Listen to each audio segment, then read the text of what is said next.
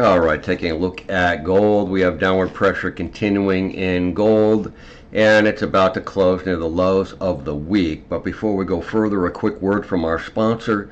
This video is brought to you by XNES, the world's largest retail broker, offering ultra-fast execution with no overnight fees.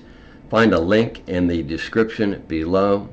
This is Bruce for FXEmpire, taking a look at the daily chart for gold. So, of course, gold continues to trade inside this symmetrical triangle pattern, but is getting closer to the apex and therefore a breakout, either to the upside or to the downside. An upside breakout begins on a rally above this top boundary line, but really it triggers above this 3,439 swing high, and then on the downside a bearish trigger occurs on a drop below the lower line, but it's really confirmed below this 3,268,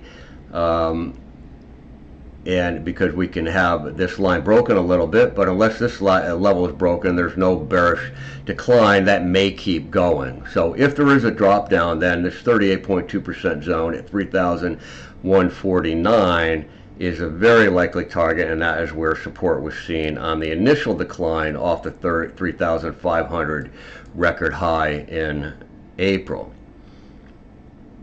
So one other thing, I want to look at the weekly real quick, because the weekly shows us something interesting, which is the purple 20-week moving average. Let me just straighten this out. So if you go back, we reclaimed the 20 back in early January, the beginning of the year, and you can see price moved away from it. This is the weekly, remember, until 2 weeks ago, where it found support right at that 20-week moving average. That means that since the 20-week is now aligned with the lower trend line, lower boundary line, it takes on much greater importance, because a break through that 3,310, which is currently where the weekly moving average is, I should say, a breakdown through the lower line will also be a breakdown through the longer term, and therefore potentially more significant 20-week moving average.